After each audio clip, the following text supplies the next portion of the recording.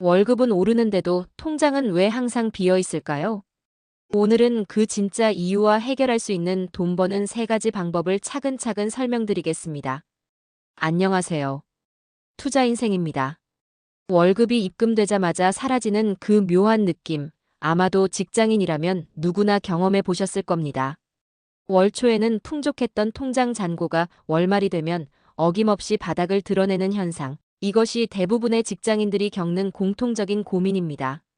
이러한 금전적 어려움을 효과적으로 해소하려면 단순히 지출을 줄이는 방법보다는 근본적인 원인을 정확하게 진단하고 개인의 상황에 맞게 우선순위를 설정하여 체계적으로 대응해 나가는 전략이 필수적입니다. 문제 해결을 위한 첫걸음은 자신의 재정 상황을 객관적으로 분석하는 것에서 시작됩니다. 먼저 문제의 원인을 보겠습니다. 월급이 오르면 자연스럽게 소비 수준이 올라가는 현상을 라이프스타일 인플레이션이라고 합니다. 이는 대부분의 직장인들이 경험하지만 인식하지 못하는 재정적 함정입니다. 월 300만 원을 받던 사람이 보너스나 승진으로 350만 원을 받게 되면 본인도 모르는 사이에 외식 횟수가 증가하고 조금 더 비싼 브랜드의 옷을 구매하며 여러 구독 서비스에 가입하는 등 전반적인 소비 수준이 상승하게 됩니다. 이러한 소비 습관은 무의식적으로 형성되어 자신의 소비 패턴 변화를 제대로 인지하지 못하는 경우가 많습니다. 예를 들어 추가 수입 50만 원 중 생활 수준을 올리며 40만 원을 소비하면 저축은 단 10만 원만 늘어납니다. 겉으로는 월급이 16.7% 증가했지만 실제 저축 능력은 그에 비례해 증가하지 않는 것입니다.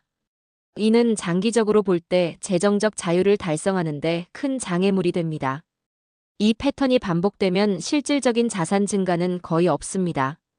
더 큰 문제는 한번 상승한 생활 수준은 쉽게 낮추기 어렵다는 점입니다. 따라서 소득이 일시적으로 감소할 경우 재정적 어려움을 겪을 가능성이 높아집니다. 결혼, 이사, 자동차 구매 같은 중요한 생애 사건들은 일시적인 지출 증가뿐만 아니라 장기적인 재정 구조에도 큰 영향을 미칩니다.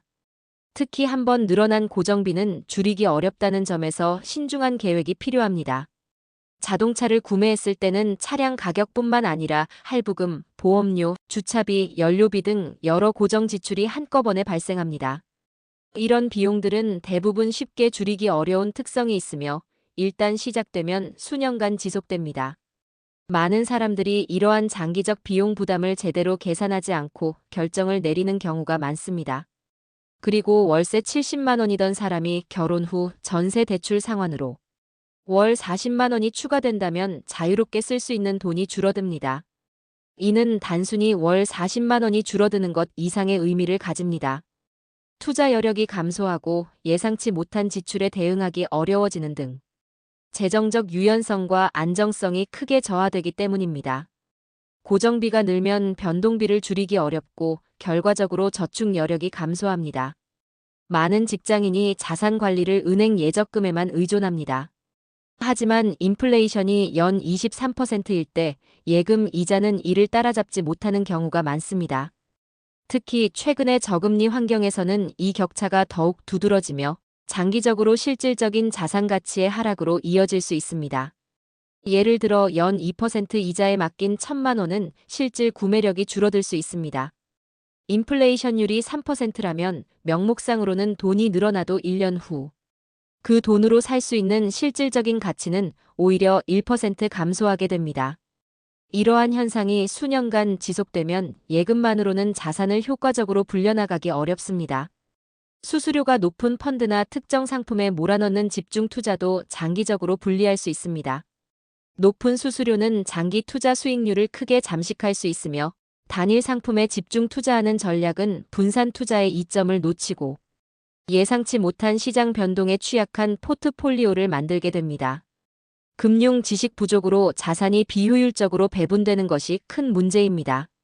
많은 직장인들이 체계적인 투자 원칙이나 자산 배분 전략 없이 감정적인 결정이나 주변의 추천에 의존하여 투자하는 경향이 있습니다. 이는 장기적으로 자산 증식에 큰 장애물이 되며 적절한 금융 교육과 전략 수립이 필수적입니다. 이제 해결책, 돈 버는 3가지 방법을 차례대로 설명하겠습니다. 첫 번째 방법은 소득의 구조를 근본적으로 변화시키는 것입니다. 월급만으로는 재정적 성장에 분명한 한계가 있기 때문에 부업이나 프리랜스 활동 또는 사이드 비즈니스를 통해 다양한 소득원을 적극적으로 개발하고 확장해 나가야 합니다. 여기서 가장 중요한 원칙은 작게 시작해서 꾸준히 확장해 나가는 점진적 접근법입니다. 처음부터 큰 성과를 기대하기보다는 지속 가능한 방식으로 차근차근 발전시켜 나가는 것이 성공의 핵심입니다. 이때 자신의 본업에서 쌓은 전문성과 경험을 최대한 활용하는 것이 효율적입니다. 이미 익숙한 분야에서 시작하면 진입 장벽이 낮고 경쟁력도 확보할 수 있습니다. 구체적인 예시로 마케팅 분야에서 일하는 직장인이라면 자신의 전문 지식을 활용해 소규모 기업이나 스타트업의 SNS 채널 운영을 대행하여 월 3,050만 원의 추가 수입을 안정적으로 창출할 수 있습니다. 이는 본업의 전문성을 활용하면서도 업무 부담을 크게 늘리지 않는 효과적인 방법입니다. 부업을 시작할 때 목표 금액은 현실적이고 달성 가능한 수준으로 설정하는 것이 매우 중요합니다. 너무 높은 목표는 좌절감을 줄 수 있고 너무 낮은 목표는 동기부여가 되지 않기 때문입니다. 초기 단계에서는 월 2,050만 원 정도의 적절한 목표를 설정하면 심리적 부담이 줄어들고 장기적인 지속성을 확보할 수 있습니다. 이 정도의 금액은 본업에 큰 지장 없이 달성할 수 있으면서도 연간으로 환산하면 24만 600만 원이라는 상당한 추가 소득이 됩니다. 부업이 안정화되면 효율성을 높이기 위해 자동화 시스템과 외주 인력을 적극적으로 활용하세요. 이는 시간 투입 대비 수익을 극대화하는 핵심 전략입니다. 특히 반복적이고 시간 소모적인 업무는 자동화 툴이나 외부 프리랜서에게 위임함으로써 자신은 핵심 업무와 전략적 의사결정에만 집중할 수 있게 됩니다. 이런 방식으로 업무를 체계화하면 추가적인 시간, 투자 없이도 비즈니스 규모를 점진적으로 확장해 나갈 수 있는 토대가 마련됩니다. 현재 월급 300만 원인 직장인이 부업으로 월 40만 원을 추가하면 연 480만 원의 추가 소득이 생깁니다. 세후로 약 384만 원 세율 20% 가정이 남는다고 해도 이 금액을 투자에 돌리면 복리 효과로 큰 차이를 만듭니다. 두 번째는 자산을 효과적으로 투자하여 안정적인 수익을 창출하고 장기적으로 수동적 소득을 늘려나가는 전략입니다. 이는 단순히 돈을 모으는 것을 넘어 자본이 스스로 일하게 만드는 방법입니다. 단, 투자를 시작하기 전에 반드시 여유 자금과 기본적인 안전망을 먼저 확보해야 합니다. 이는 투자 과정에서 발생할 수 있는 위험에 대비하고 예상치 못한 상황에서도 투자금을 급하게 회수하지 않아도 되는 안정적인 기반을 마련하는 것입니다. 가장 우선적으로 여유 자금을 충분히 확보하세요. 이는 모든 투자 여정의 첫 번째 단계이자 가장 중요한 안전장치입니다. 일반적으로 36개월치의 생활비를 유동성 높은 계좌의 여유 자금으로 보유할 것을 권장합니다. 이는 갑작스러운 실직이나 건강 문제, 예상치 못한 큰 지출에 대비하는 필수적인 안전망 역할을 합니다.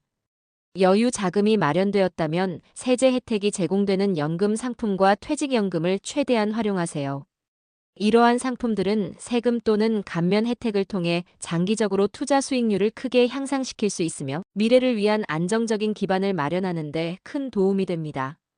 본격적인 투자는 장기적인 관점에서 낮은 비용으로 운용되는 ETF 및 인덱스 펀드를 중심으로 구성하는 것이 효과적입니다.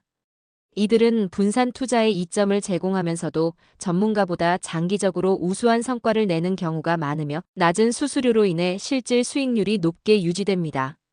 투자 여정이 안정화되고 추가적인 여유 자금이 생기면 배당주, 우량 채권, 부동산이나 대체 투자 상품 등으로 포트폴리오를 다각화하는 것도 고려해 보세요.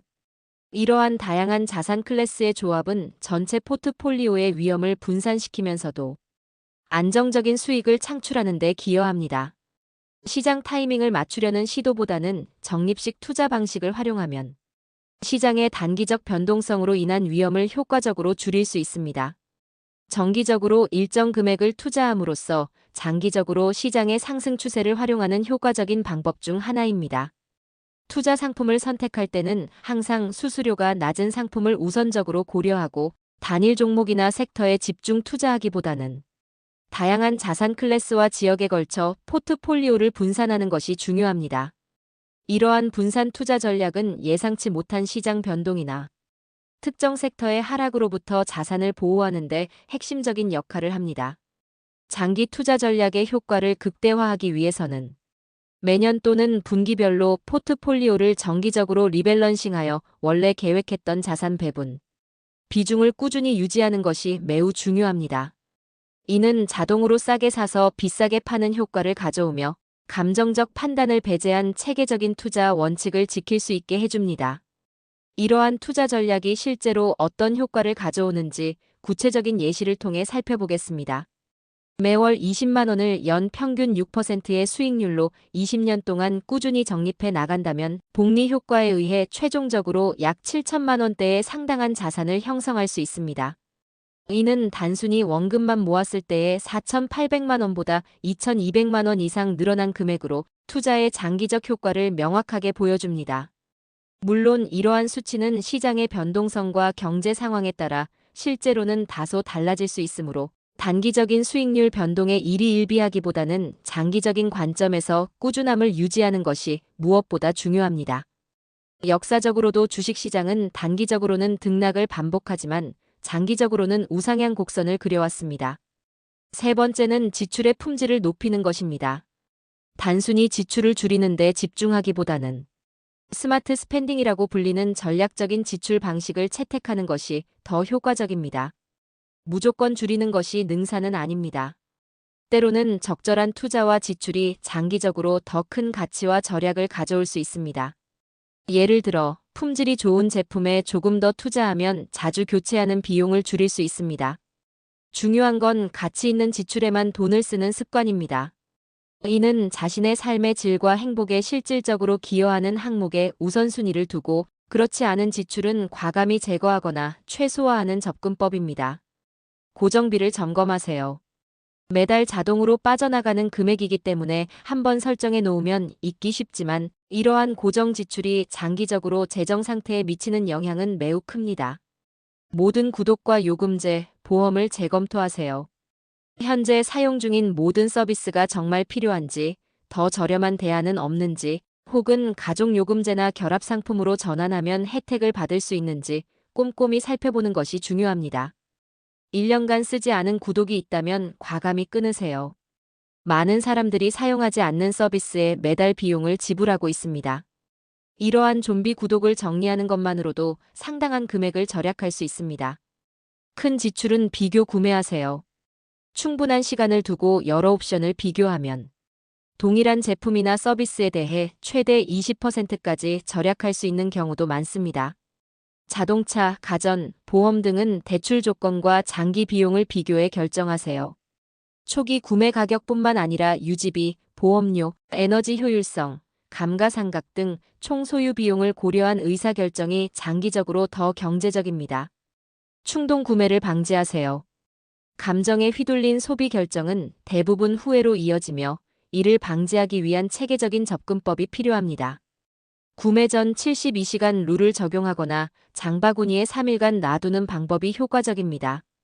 이 기간 동안 해당 물건이 정말 필요한지, 예산 내에서 감당할 수 있는지 차분히 고민할 시간을 가질 수 있습니다. 연구에 따르면 이런 단순한 방법만으로도 충동 구매를 약 70% 감소시킬 수 있다고 합니다. 월급이 들어오면 자동이체로 저축과 투자 계좌로 바로 보내는 습관을 들이세요. 자신에게 먼저 지불하기 Pay Yourself First 원칙에 따라 소득이 들어오는 즉시 일정 비율을 자동으로 저축하거나 투자하도록 설정하면 남은 금액 내에서 지출 계획을 세우게 되어 불필요한 소비를 자연스럽게 줄일 수 있습니다. 예시입니다. 월 30만 원의 불필요한 지출을 정리하면 연 360만 원을 확보할 수 있습니다. 이 금액을 투자하면 장기적으로 매우 큰 자산 차이를 만듭니다. 지금 당장 한 달 안에 할 수 있는 31 플랜을 알려드리겠습니다. 첫째, 한 달간 모든 지출을 기록하세요.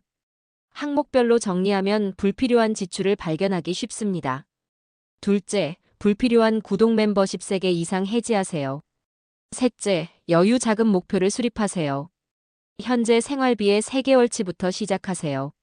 넷째, 월 소득의 최소 10%를 자동이체로 투자 계좌로 이체하세요. 다섯째, 부업 아이디어 한 개를 선정하고 작은 목표로 시작하세요. 포트폴리오 예시입니다. 월급 300만 원 가정을 기준으로 합니다. 여유 자금은 생활비 3개월치, 예를 들어 생활비가 200만 원이면 비상금은 600만 원입니다. 투자 적립은 월 소득의 10%인 30만 원으로 설정합니다. 부업 수입은 전액 투자하거나 빚상환에 우선 투입하세요. 리스크 안내입니다. 시장은 변동합니다. 단기 수익에 집착하지 말고 장기적 관점에서 꾸준히 적립하는 것이 핵심입니다. 자주 받는 질문 몇 가지에 답변 드리겠습니다. 부업 시작이 두려워요. 작은 목표부터 시작하세요. 하루 1시간씩 투자해보는 것으로 시작하면 부담이 줄어듭니다. 투자하면 무조건 손해 아닌가요? 분산과 장기 투자가 핵심입니다. 모든 것을 한 곳에 몰아넣지 마세요.